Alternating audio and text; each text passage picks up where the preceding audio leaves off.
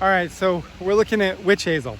So witch hazels are an understory small tree that we'll see in the forest. Easy thing about them is they have these rounded leaves. This is more of an oval, but sometimes you'll get some that are closer to round. That's unusual. There aren't a lot of rounded leaves or rounded tipped.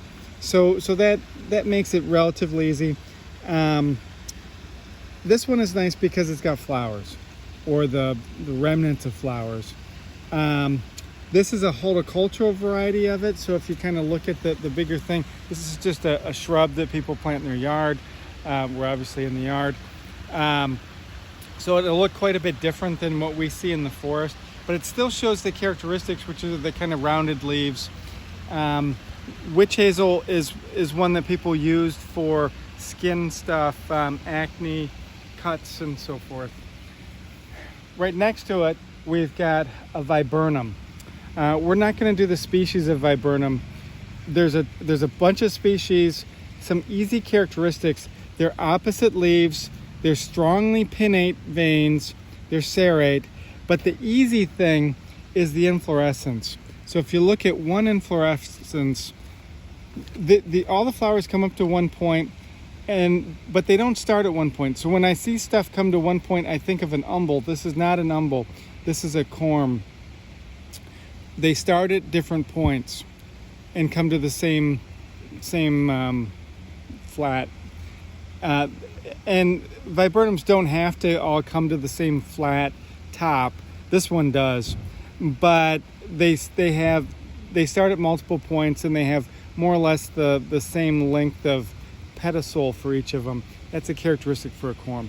So this is a good viburnum, opposite leaves, corm inflorescence, shrub.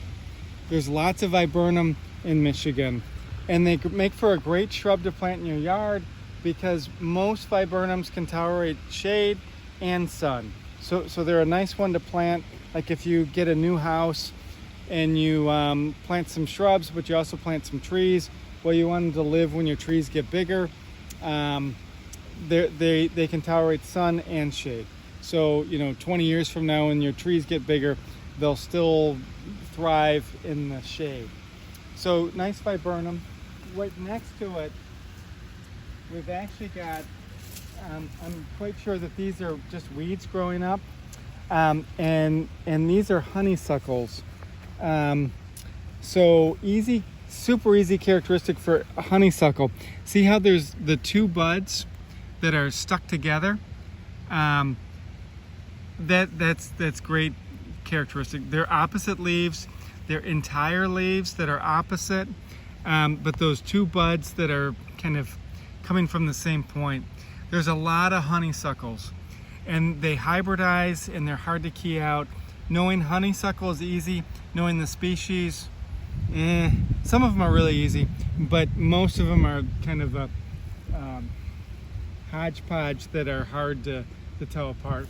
If you look, these are all honeysuckles. They're invasive. They take over. Behind it is the mother probably, and these ones are actually in flower. So really pretty. A lot of people like them. And so here's the flowers, and again, it's these two. It's easier to see with the buds, but with the flowers you can see it if you look to the side. Okay, so the two flowers coming from one point, that's a good characteristic for the family, but honeysuckles all do that. Again, they're almost all invasive, so that's kind of sad, annoying. Right next to it, we've got a river birch. You can just look at the bark. The bark is really characteristic for birch. Most people know birch because of that kind of papery bark that comes off. The leaves are less easy to tell. These are small leaves, so they're even harder, but they tend to be quite triangular.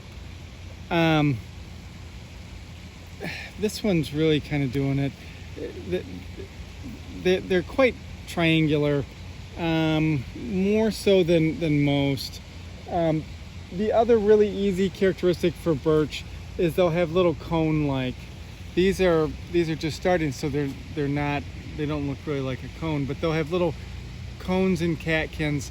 There's a catkin up there. I don't know if you can find it.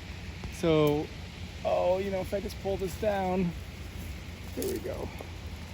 So here's catkin. So these are droopy. So it's a spike that droops. You'd call a catkin. A spike that droops. And so catkins and cones make it a birch.